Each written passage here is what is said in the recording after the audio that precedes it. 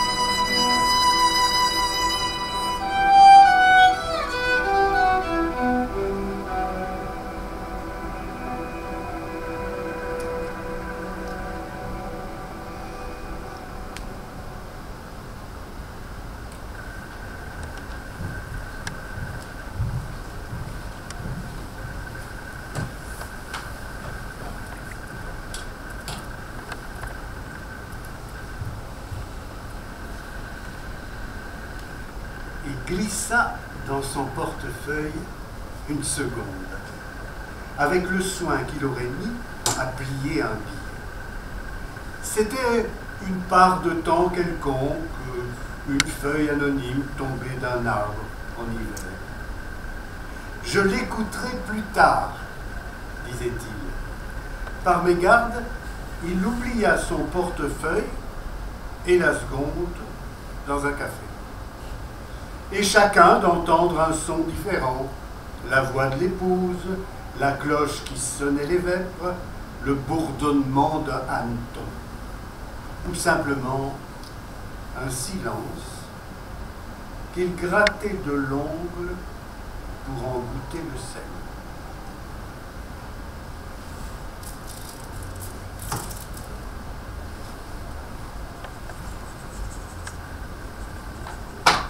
Pourquoi Yvon Givert?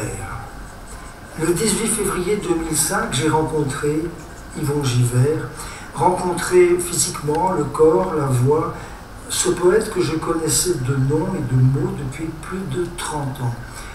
Avril 1974, son nom, le mien, dans la revue Quetzalcoatl, une revue liégeoise où j'avais 2 textes écrits en octobre 73, peu avant mes 18 ans. Ironie du sort, je rencontre en 2005 ce grand petit homme à l'article de la mort. Pendant plus de 20 ans, je suis passé chaque jour devant chez lui sans savoir qu'il habitait là. Je prends enfin contact avec lui par courriel. Sa femme me dit qu'il est extrêmement malade. Il accepte pourtant de me recevoir. Un homme couché, fauché par la maladie, que je rencontre au cours d'une ultime rémission. Il a la force de me parler 3 quarts d'heure. Je cite une phrase lue dans une récente interview. Je suis plus près du merle que de ceux qui vont faire carrière. Ceci à propos d'un merle qui le saluait enfant quand il partait pour l'école. Il rappelle avec émotion ce souvenir d'enfance et les larmes lui montent aux yeux. Il dit aussi partir vers la demeure la plus inconfortable. Je lui réponds que nous y allons tous et que peut-être elle n'est pas si inconfortable. 3 semaines plus tard, le 8 mars 2005, Yvon décède. J'assiste à ses funérailles. Je resterai en contact avec son épouse Clem jusqu'au décès de celle-ci, le 27 juillet 2019. Je me sens envers lui quelque chose comme un devoir de mémoire.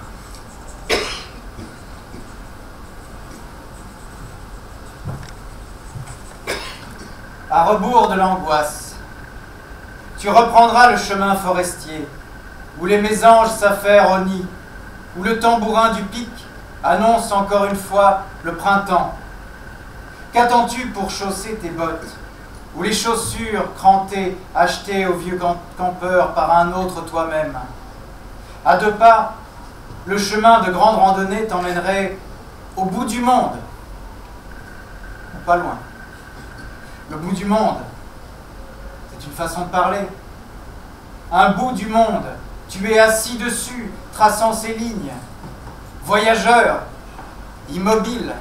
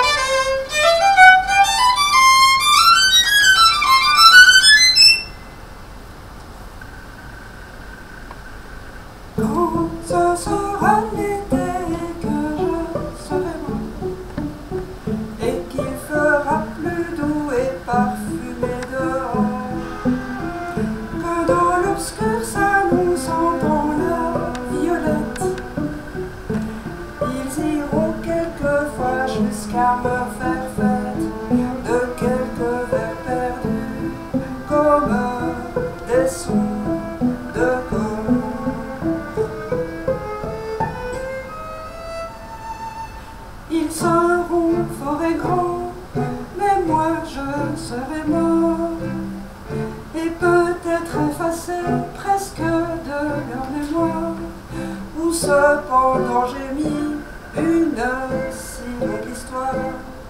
Ils seront beaux mémoires, je coucherai dehors, pour jamais sur un lit de violette noire. Quand ce sera l'hiver aussi, ou bien un soir, qu'entre eux, en devisant, ils se partageront les livres amassés dans la vieille maison. Ils seront étonnés tout à coup de savoir qu'un jour lointain déjà j'eus cette vision.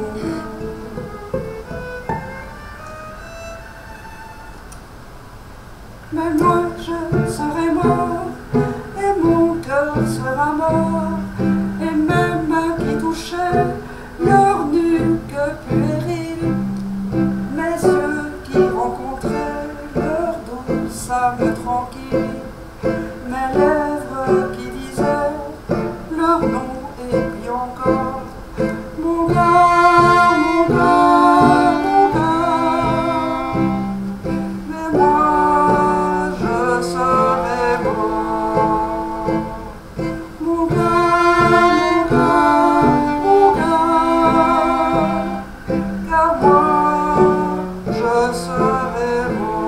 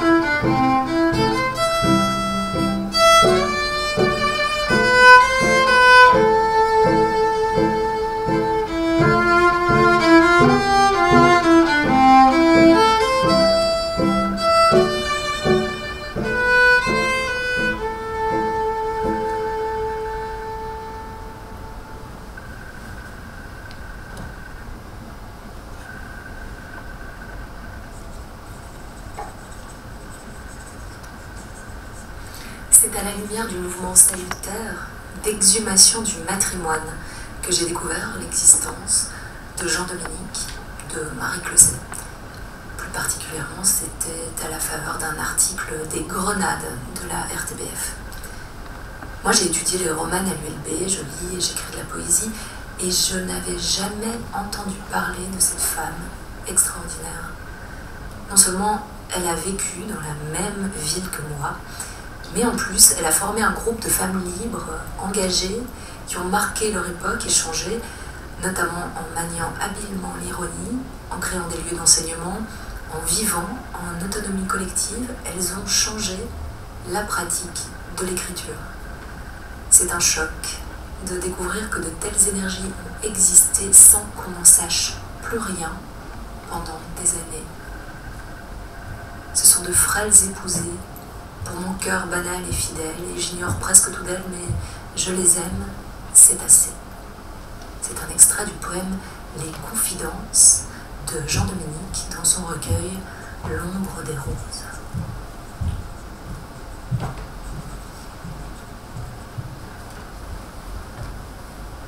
Jean déshabite une ville, un nom, une maison, un emploi du temps.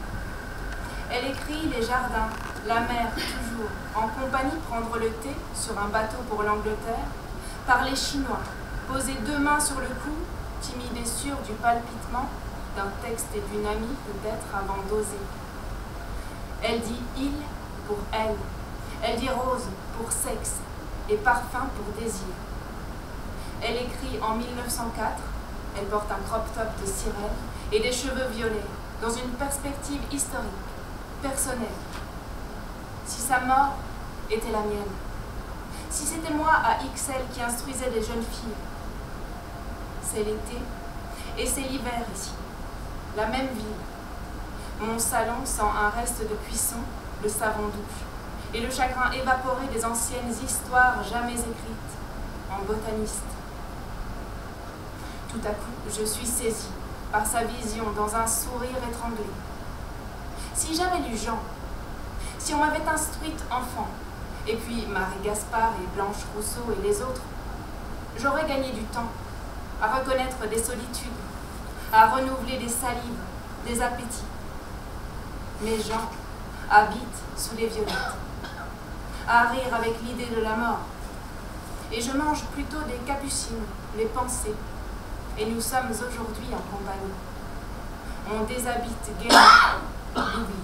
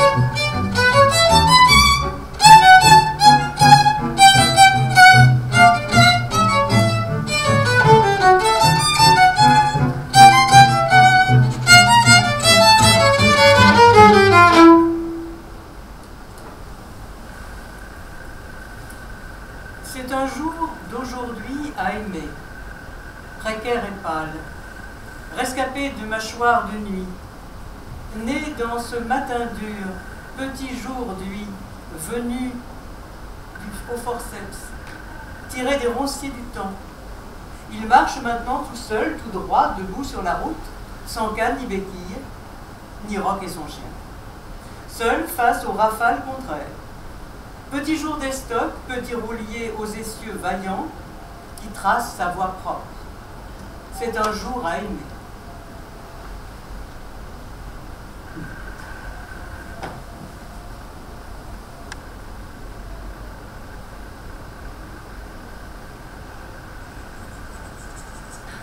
Paul-André m'a donné des permissions, et j'ai l'habitude de le dire. L'ami poète, qui vivait à quelques encablures de chez moi, écrivait avec une liberté langagière que j'admirais. Nous nous sommes rencontrés grâce à nos enfants sur les chemins de Blandin au hameau du Fourcroy. Ces premiers recueils, publiés dès les années 70, m'ont invité à entrer dans une poésie fruitée, rurale et sans frontières. Je les ai découverts à la bibliothèque de Tournai, puis je les ai reçus de lui, Paul-André. Ne lui retirez pas son droit de rêve. Tant de silence éclate par sa bouche. Le feu des cygnes, il le capte, il l'épelle. L'affût des êtres, il les guette au travers du matin. La voix en chair et la marche paisible. Si vous le chassez hors la vie, plus d'allant sur le vif. Il partirait se reconstruire un monde. Sa langue lui suffit. Longtemps cité comme poète régional, sans doute parce qu'il évoquait son ancrage campagnard et écrivait également en picard, Paul-André s'est révélé universel. Ses poèmes invitent le regard à l'appel d'un merle, d'une silhouette, d'un paysage, s'écorchent aux murailles, aux barrières. Il tutoie cependant la frontière dans une cartographie foisonnante dont l'auteur avait le secret. Mais c'est une frontière, passerelle, ouverte sur l'horizon que l'on franchit à la rencontre d'autres itinéraires. Les nomades sont de grands sédentaires, nous confiait-il en avril 2004 dans une page du journal Le Courrier de l'Escaut. C'est le paysage qui bouge.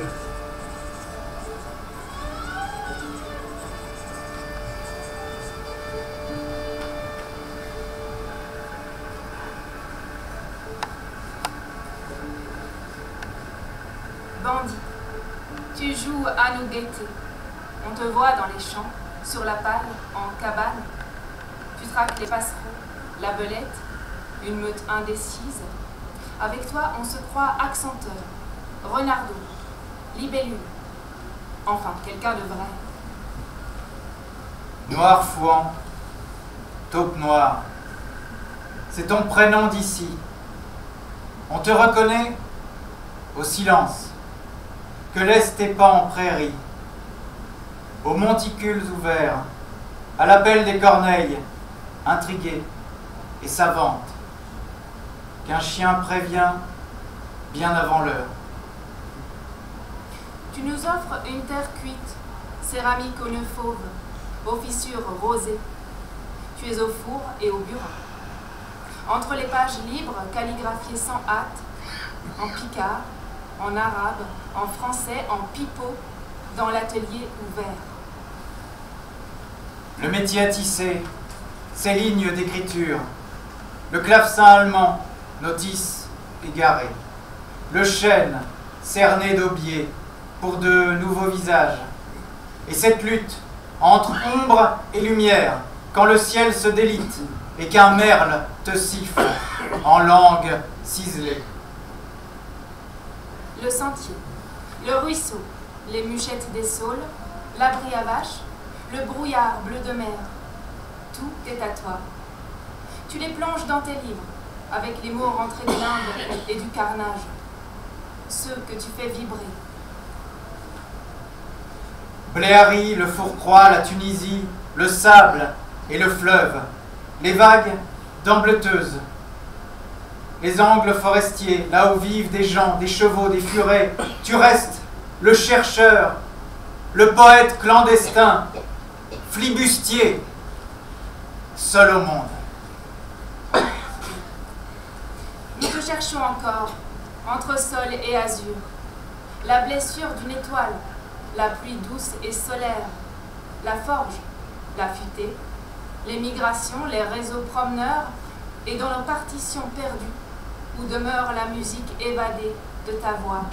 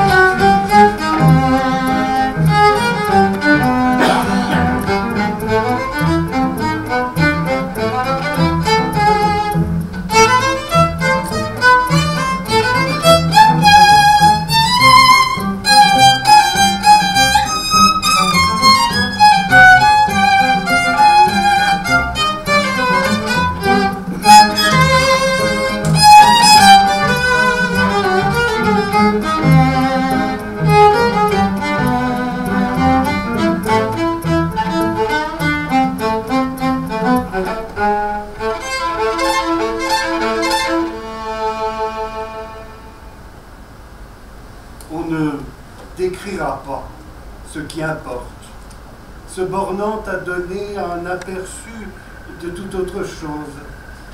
Par exemple, on dira « J'avais faim, les soleils pleuraient devant ma porte, la femme sur le seuil hésitait à sourire, et quelque part un cidre coulait dans une gorge. » On écrira le lent passage des roulottes foraines dans les villages et le vent et la pluie qu'il y avait quand Dorothée devint folle.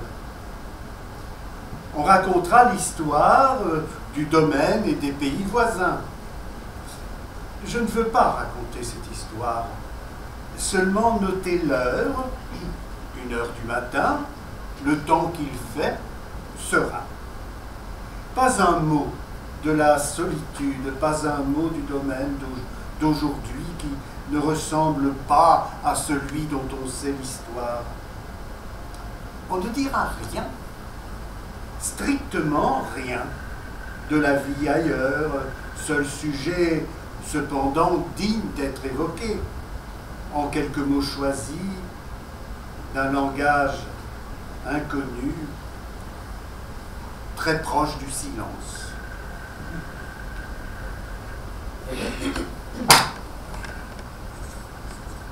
Le silice des journées, nous en faisons long usage. Nous marchons jusqu'à la nuit, sur la neige, sous la pluie, nous errons. Et que personne ne s'avise de nous dire où aller, ni que chercher. Seul le chemin nous attire. C'est le chemin qui chemine, et nous sommes immobiles. Ce texte m'apparaît comme une pierre angulaire de toute l'œuvre de Pirotte, la quête mystique à l'ombre de Jean de la Croix, même si ce dernier n'est jamais nommé. Mais il me semble peu probable que ce soit un hasard. C'est le chemin qui chemine, et nous, immobiles dans notre corps, mais emportés par le tapis roulant vers la nuit. Je me suis permis cette petite liberté du tapis roulant. Je crois que Pirotte aurait souri en la lisant.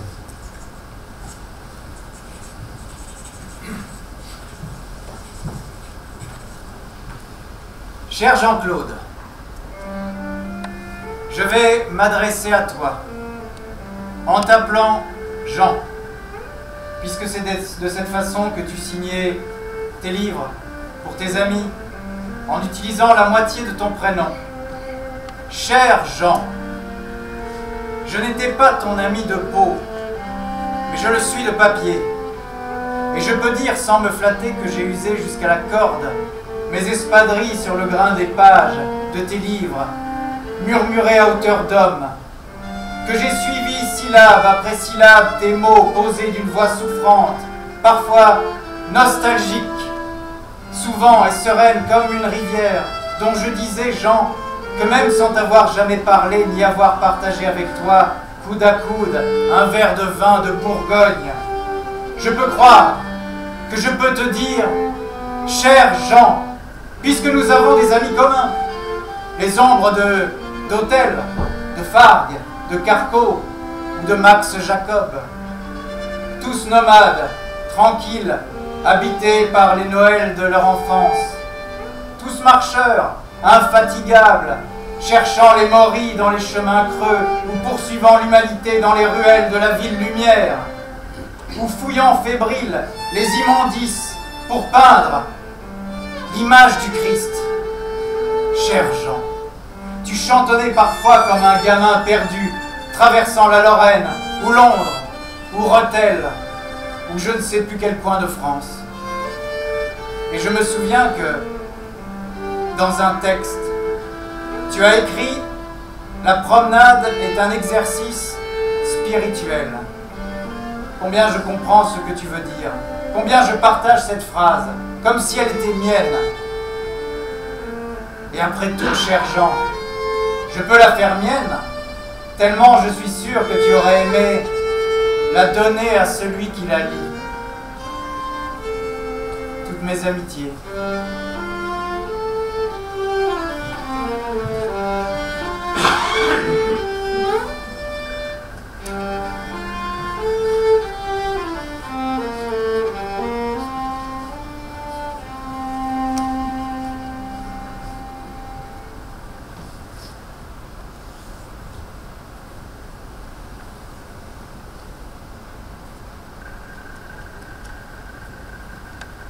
Louve et cerf, mes bêtes violentes, je vous porte en mon sang sous mon pelage de peau blanche. Vous y courez vos nuits, vos mufles mouillés me cognent sur le cœur. J'ai de hauts brames arrêtés entre les dents. La lune me fait crier comme vous sous la menace des étoiles.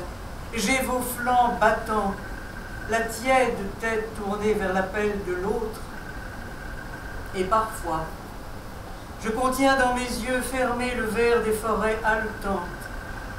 Habitez-moi, que bondisse ma pensée sur vos pieds étroits, que j'explore mon corps vivant de toute votre béatitude.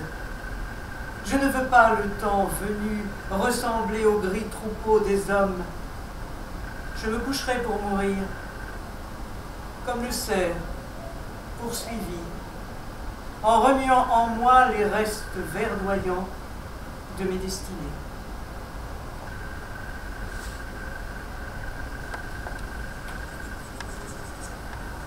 Dans mon exemplaire de l'anthologie Poèmes choisis, préfacé par Karl Norak et Liliane Wouters, il y a un post-it. Je l'y ai collé en 2020, en travaillant sur mon podcast de poésie, puis je l'ai oublié. Reprenant le livre pour relire André Sonnenkamp en vue de l'écriture de mon poème pour ce recueil, j'ai machinalement ouvert l'ouvrage à la page marquée. Quel éblouissement! La harde se tenait devant moi et le cœur battant, je me suis mise à glousser dans le train, sourire béat, les yeux humides. C'est le poème qui m'a choisi, cueilli. J'étais alors en plein travail de création pour mes promenades à la Semois. Mon livre, Une joie longévive, allait bientôt paraître. Et autour de lui, j'organisais des lectures accompagnées par une musique viscérale composée pour moi par Olivier Terroigne. Le pont entre mon roman-poème et le poème d'André Sonnenkamp est évident. L'affection pour le vivant, le sentiment d'appartenance au même règne que les mammifères des bois, la sensualité de la nature, les couleurs intenses de la forêt, la supériorité du règne animal, l'aversion pour nos comparses humains, autant de raisons de me sentir proche de son œuvre.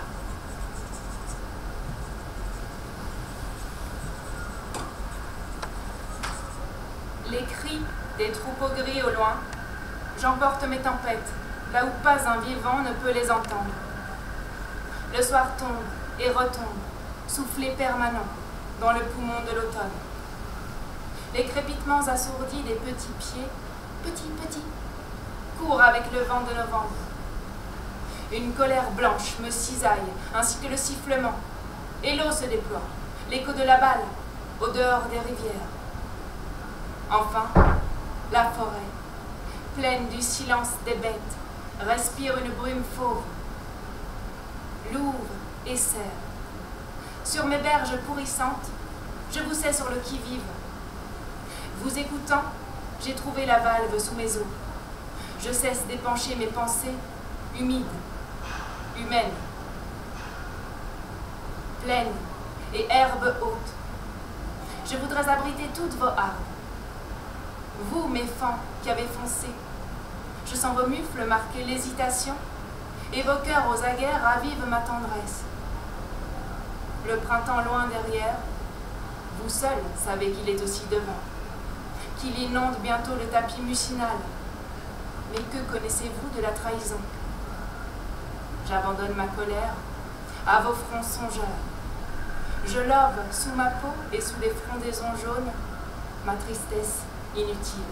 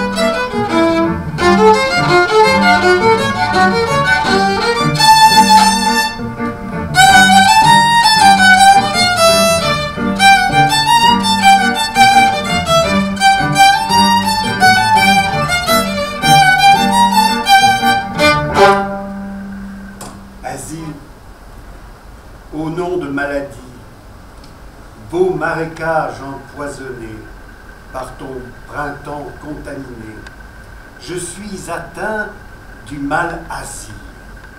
Je suis comme un civilisé qui se souvient de son ami et de sa chair pourrie, et du goût mort de son baiser. Au mauvais lieu de Mongolie, par le Cosaque et le Yankee, j'ai vu ton chaud corps possédé. Et dans l'Ouest et dans la vie, par tes mystères obsédés, je traîne un cœur atteint d'Asie.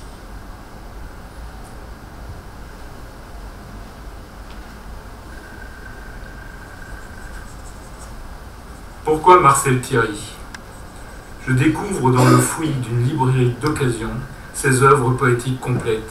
Je les emporte, je les parcours, debout, dans le métro. Je retrouve aussitôt des sensations vives et salées comme la mer. L'attaque en force et en ardeur de cette suite m'enchante. Encore un jour de vie entre mes confréries, je dure, horizontal et parfait. Les furies de la tempête choquent leurs cornes de vent et je commence à voir à travers les toitures tendantes.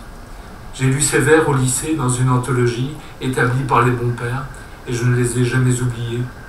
Ils coexistaient avec d'autres auteurs que je trouvais sans charme, Odilon Jean Perrier, Je t'offre un verre d'eau glacée, ou Liliane Wouters, Verdoyer, branche docile.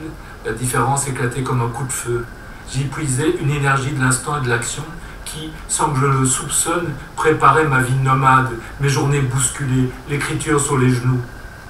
Le texte s'appelle Lit d'hôtel, et quand j'ai connu la suite d'hôtels de Provence et de chambres en ville où se croisaient mes travaux et mes plaisirs, je croyais réentendre la voix de cet esprit inconnu et fraternel. Éveillé de ma nuit, j'écoute ma voiture d'entre les voitures, mon immobilité d'une étrave sans bruit se frayait son parcours rigide vers l'aurore.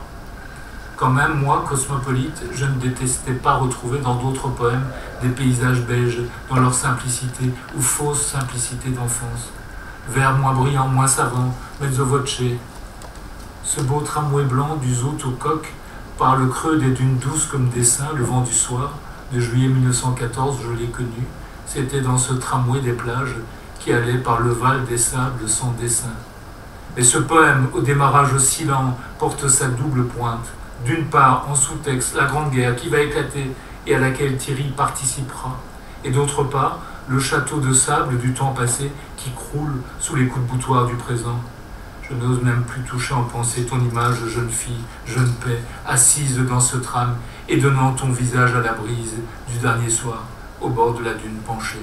Mémoire vive et bonheur détruit, énergie et mélancolie, prosodie large et souffle coupé, du grand art. Car la poésie est au cœur du jeu de Marcel Thierry.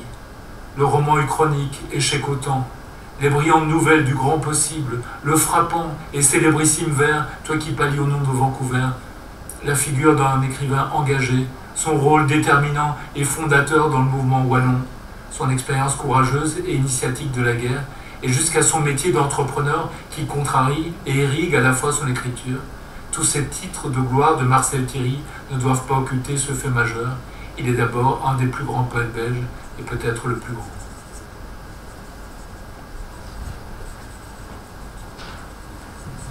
Dans la lumière pour bien capter. Après tant de brio dans les lectures, la voix nue et voilée d'un auteur. Absence et automne. Pas de meilleure saison pour sortir du bleu. Pour se faire un terrier de feuilles mortes.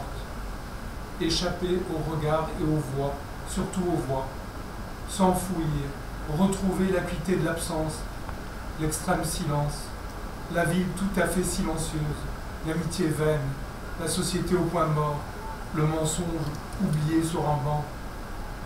Adorable paix, néant des émotions, tempo du cœur assourdi, faire le mort, faire vraiment le mort, personne qui compte, pas même soi.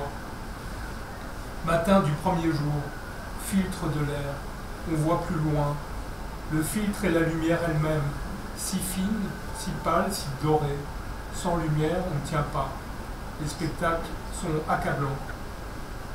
Vilainie des images, joie des foules livrées à leur sacre, ne plus entendre, ne croire à rien, ne répondre à personne pour cause d'absence.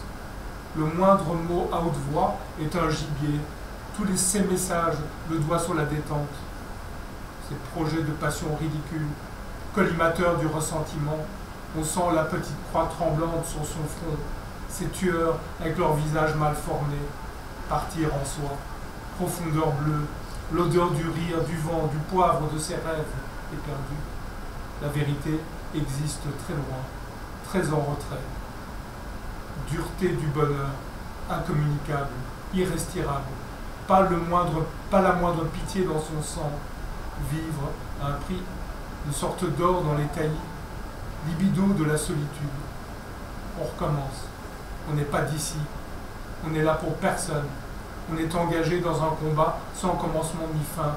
On a sa poudre et on a son encre. Écriture explosive. On ne reviendra pas en arrière. Admirable automne feutré. Zébrure de la mémoire. Vitesse du sang. On est parti.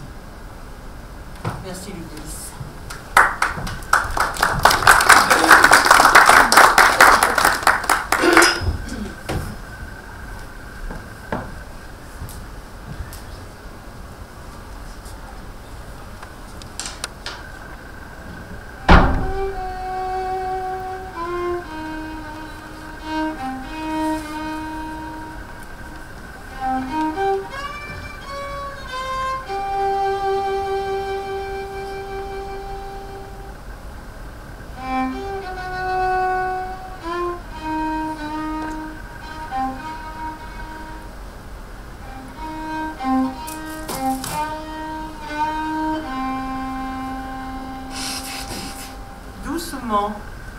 Les yeux de l'amour, un cheval bleu, bientôt le port.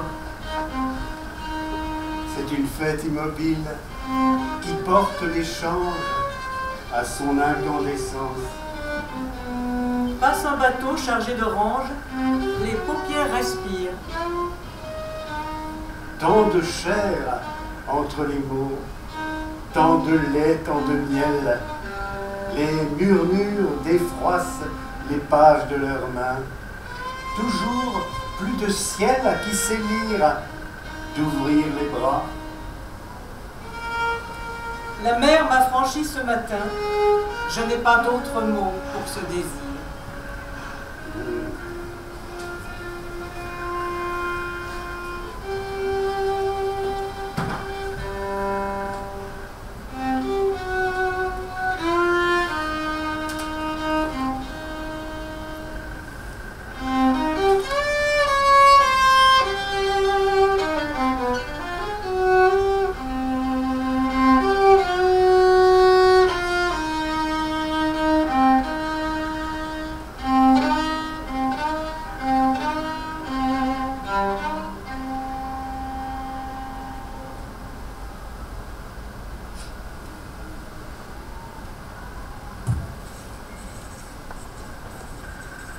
Ton nom maintenant rend hommage à Véronique Wautier que j'ai connue. Le titre du texte qui suit fait référence au livre posthume de Véronique, Ton nom maintenant, publié à l'Herbe qui tremble en 2022. 6 cycles de poèmes achevés par l'autrice avant sa mort forment le livre préparé et préfacé par Marc Dugardin. D'un poème à l'autre, tout se trouve de son pays de mots. Tout s'entend aussi. Je prononce ici encore le nom de Véronique, en murmure audible, afin de faire perdurer non seulement sa voix poétique discrète, mais également sa voix de femme amie. Il s'agit donc de fouiller le ciel, de saisir le verbe pour ne pas retenir l'encre. Pour introduire l'hommage, ces mots de Véronique Wautier, issus de Ton nom maintenant. J'entends le commencement des oiseaux, le bruit que fait un arbre la nuit, ça je le sais. J'entends, dans je ne sais quel monde des sons et des sens, la lune et sa façon de transporter la lumière. J'entends, je sens l'immense masse du ciel et ici l'herbe. Je suis dedans. Je suis dans tout cela qui me fait une place.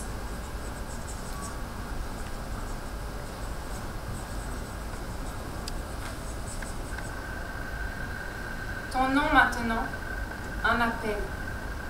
verte ma langue quand je la cherche, à travers l'obstination d'un silence. Sur les visages, la douceur écorchée que j'emprunte à l'un de nos amis. Et si je fouille le ciel pour t'apercevoir, c'est encore l'oiseau que je croise. Saisir le verbe, le racler à l'acier, ne laisser de lui que ce mince filet de voix, sincère et profond. Comment faire un bon poème qui ne soit pas juste une escale? Vivre avant d'écrire, disais-tu. C'est peut-être cela qui me remue dans la chambre juste à côté du lit. Je garde de toi le soleil que tu m'avais envoyé et la lumière ardente d'un éblouissement singulier. Lilas ou pivoine, je voudrais aujourd'hui t'offrir des fleurs qui sentent bon l'amitié solide, l'espérance ou quelque chose d'approchant. Mais où vis-tu à présent? À quelle adresse? Sous mes pieds nus, l'herbe froissée, de n'avoir pas été foulée plus longuement par tes pas et nos chemins à peine franchis de concert, réclame une dernière fois le socle de la grâce patiente. Ou peut-être un jardin où tendresse et fragilité se mêleraient. Je me voudrais, comme toi, discrète, dans la lenteur des jours à atteindre. Ici, le sais-tu, éternellement, l'eau et la plaie se côtoient, sous l'émail de l'écume. Et je demeure face à la mer, qui semble elle aussi se souvenir de toi. Ce matin, je suis du regard la vague qui vient, la vague qui part. Elle se tord et s'échappe sans se lasser du paysage. Des clartés nous implorent d'ouvrir encore les yeux. Dans mes mains, un silence de pluie, une encre non retenue.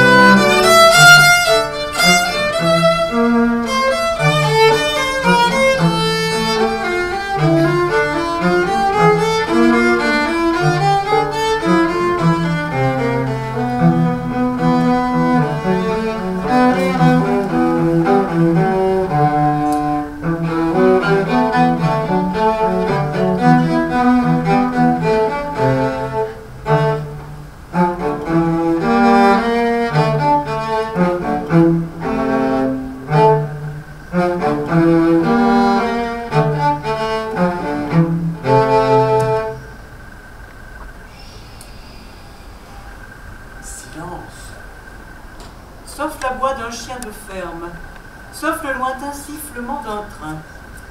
Déjà les sons intacts rebondissent dans l'air tendu.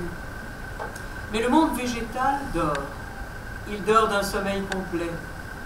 C'est pourquoi les étoiles semblent se familiariser, s'apprivoiser, se rapprocher. Il y a des vols d'étoiles posés dans les branches de tous les grands arbres.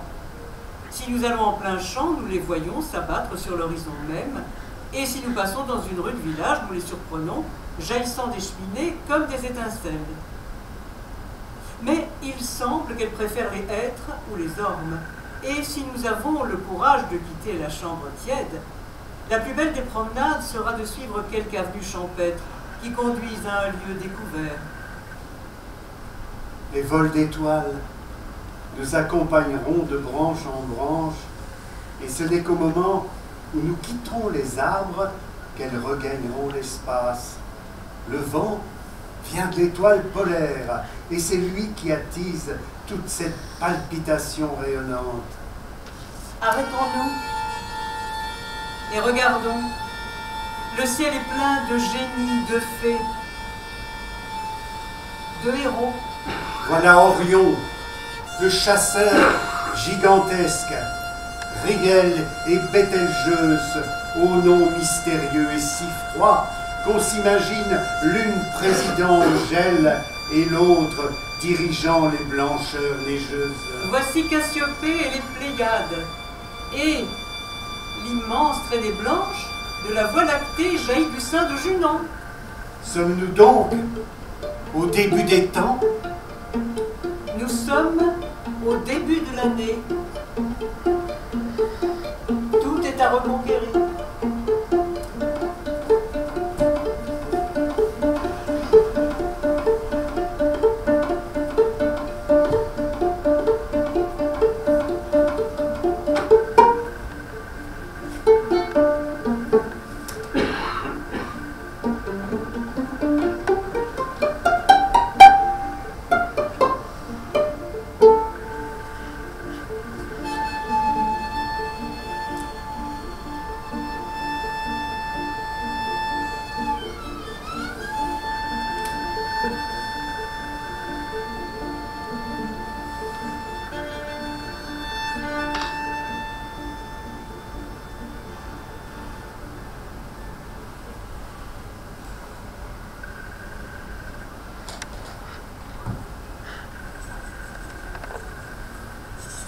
Pourquoi Marie Gevers?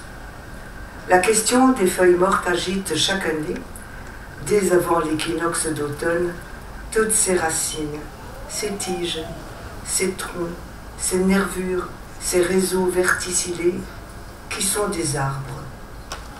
Mais c'est le être qui en parle avec le plus d'autorité. Dans ce travail de la défoliation, c'est un maître. Ce texte est extrait de Plaisir des météores. Cette œuvre singulière d'un réalisme heureux et mystérieux s'inscrit dans la patiente contemplation de la nature, de mois en mois, à travers les saisons et les météores.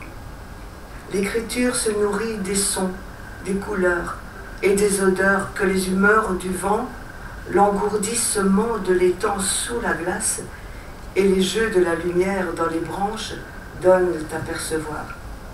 Marie Gevers révèle l'âme des arbres dans ce récit.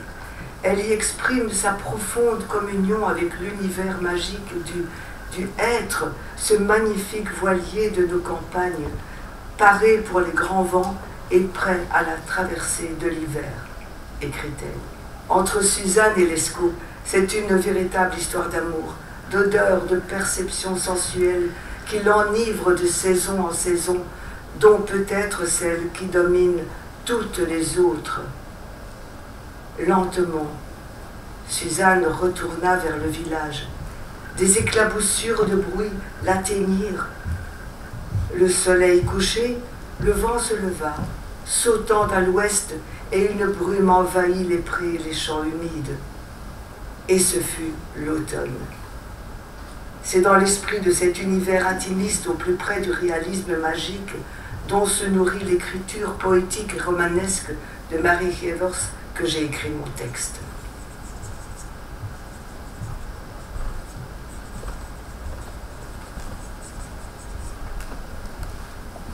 Souviens-toi, nous marchions à la lisière d'un champ fraîchement labouré, l'un derrière l'autre, dans un étroit sentier piqué de ronces. Nos rires se teignaient de mûrs, nos baisers butinaient nos lèvres en sang. Tu me disais, regarde Marie, regarde bien.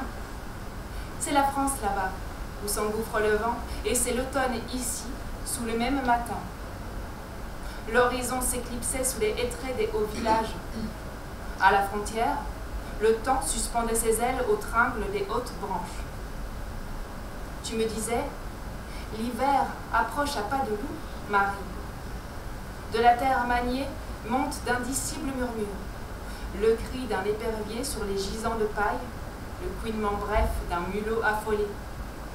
Oh, souviens-toi, Le tiède vent d'ouest s'essoufflait dans les hautes ramures d'un érable isolé. Géant debout, dépouillé, dans l'espace du champ. Soudain, jaillissant du lacis de ses branches, une giclée d'ailes noires. Chorégraphie sauvage de Corneille Braillard. Fulgurance de plumes, dans l'air troublé l'écho des cris, sonores et clairs. L'arbre vaincu pleurait ses feuilles étiolées. Petite vie chue entre nos mains, petite mort vermeille, petit rien. Nous marchions. Les moucherons dansaient autour de nos visages. Octobre gavait nos poches de noisettes sauvages, cueillies à même les basses branches des buissons. À ta bouche gourmande, me sentais écureuil.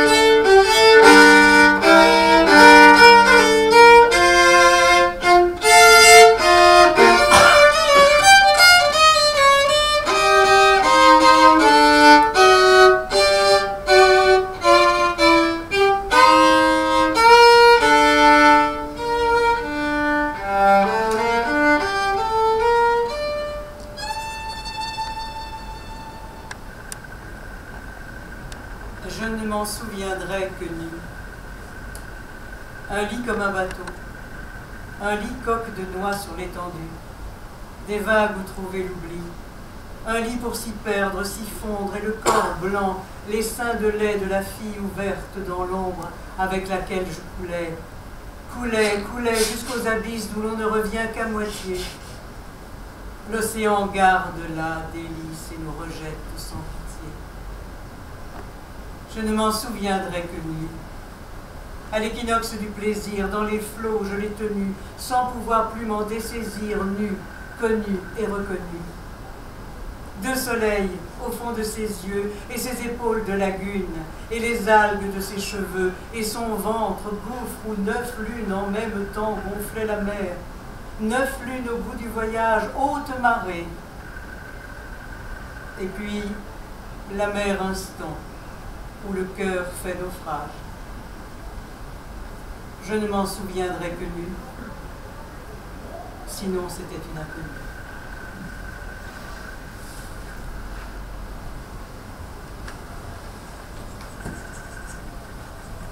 Si mes fondements se nomment Jabès, Roiros-Celan ou Rilke, le journal du Scribe, publié en 1990, de Liliane Nothers, me fut une révélation par la suite, et en sa compagnie, car nous vivions à peu d'encablure l'un de l'autre, j'ai remonté le cours de son fleuve intérieur, passant par le gel, le bois sec, jusqu'à la marche forcée.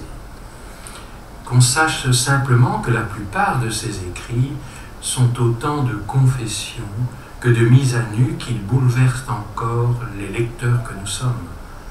Quant au pourquoi du présent choix de Liliane Wauters, il réside tout autant dans l'estime et la valeur de son œuvre que dans une relation toute personnelle où l'intimité, la confidence et le partage furent de mise. Que je connaisse de sa vie quotidienne des pans ignorés de la plupart, et parfois même de tous, est une chose. Mais le médecin que j'étais alors, lui rendant visite à la résidence La Pierre de Lune, a également recueilli nombre de confidences, à tel point que notre intimité et son contenu me semblent faire de Liliane la grande sœur d'une vie.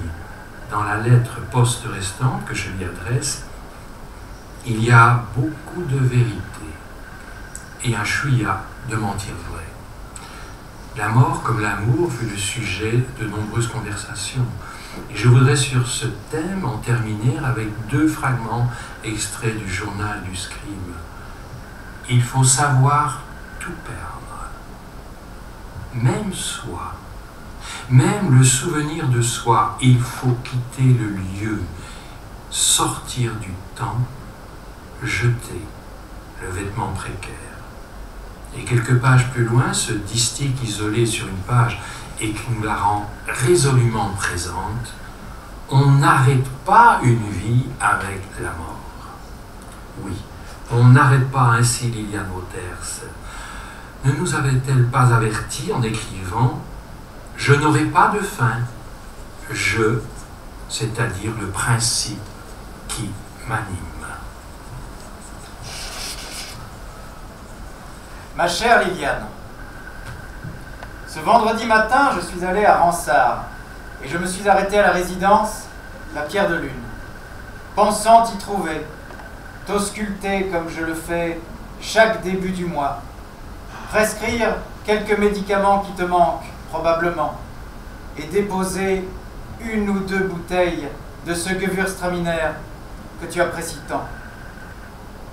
Hélas, tu n'étais pas dans ta chambre, et Christina, l'infirmière roumaine qui se charge avec bonheur de ton quotidien, m'a dit que ton absence serait de très longue durée. Je t'envoie donc cette lettre, post-restante, espérant que tu puisses en prendre connaissance à ton retour. Lors de notre dernière conversation, je me rappelle que tu avais évoqué ton enfance, la mort et Saint-Joseph. Je ne peux pas me faire à l'idée que tu te sois un jour couché avec le grand saint. Oui, je sais, tu avais environ 4 ans et tu avais peur de la mort, à tel point que, te souvenant d'une religieuse de l'école, ou parlant de Saint-Joseph comme étant le patron de la bonne mort, tu avais laissé ton ours en peluche pour une statue de Saint-Joseph qui trônait dans la chambre de tes grands-parents. Hier, je me suis étonné de voir la statue sous un immense globe de verre. Elle était sur la table de travail, alors que je ne l'avais jamais vue à cet endroit, ni ailleurs dans la pièce. Et chose étrange, elle s'est brusquement retournée vers moi et m'a souri. Pire, elle a tendu l'index droit en direction d'une liasse de papier qui traînait sur le buvard. J'ai cru bon de répondre à son invitation, et quelle ne fut pas ma surprise. Quelques pages manuscrites étaient éparpillées, et je n'ai eu aucune peine à reconnaître ton écriture d'institutrice bien appliquée à montrer à tes élèves comment former les A, les O et les E. Je t'avoue avoir été curieux, avoir jeté un œil sur ce que je pensais être un prochain poème. Tu avais écrit au crayon, j'ai noté quelques vers pour un prochain livre, si j'en ai encore l'occasion. Et je les mettrai volontiers sur ma tombe. C'est-à-dire le principe qui m'anime et qui poursuivra son voyage en me quittant. Voilà mon idée actuelle de la mort. Il y avait aussi un petit Bristol rouge sur lequel tu avais griffonné « Yves, fais de moi ce que tu veux, je suis maintenant un meuble ». Peut-être, Liliane, n'aurais-je pas dû obéir à cette curiosité maladive qui est mienne.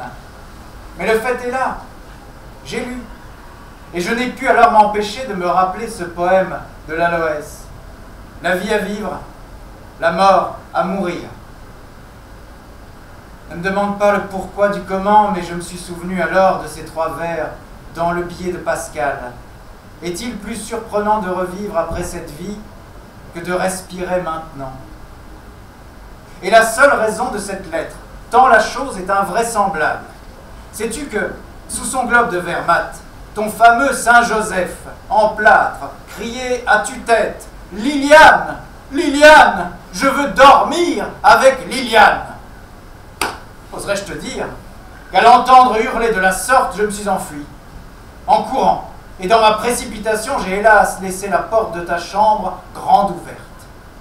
Liliane, quand tu t'absenteras encore, s'il te plaît, n'oublie pas de mettre ton Saint-Joseph dans la garde-robe, avec les bouteilles de Gewürztraminer, les palais bretons et ton manuscrit.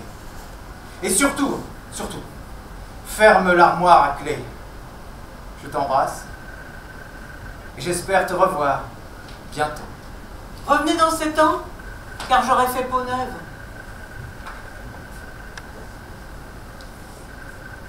L'art de vivre pour moi consiste à changer d'écorce. Triste captivité de maison, ma peau tombe, dis-je, saut dans l'inconnu. Ceux qui m'aiment peuvent découvrir le même visage masque d'étain. Autant lire sur le teint des miroirs d'une âme absente. Tous les 7 ans, j'innocente ma chair, quand d'horreur l'excès débrile soudain l'abcès intérieur. Ma mémoire, perdant le fil d'une histoire sans valeur, me fait défaut. Je change de corps, de peau, qui me posséda regarde, sans comprendre. Et moi je garde sous un œil qu'il croit connaître l'éclat de ce nouvel être.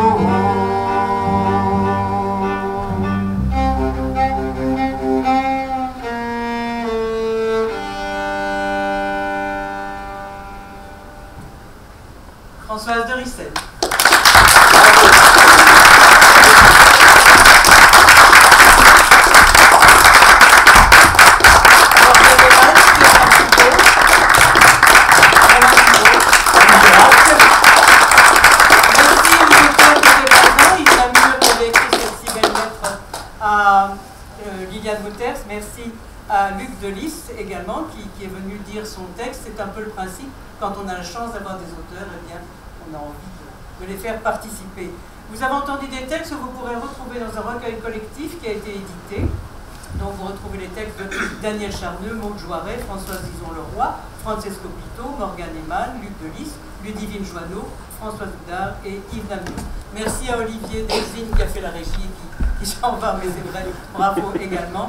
Donc le recueil, eh bien, il suffit de me le demander et vous pourrez ainsi l'obtenir. Merci, merci à tout le monde.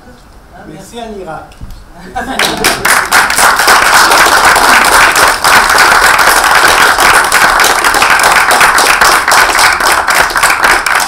Et merci à la Belgique d'avoir quand même tant d'auteurs.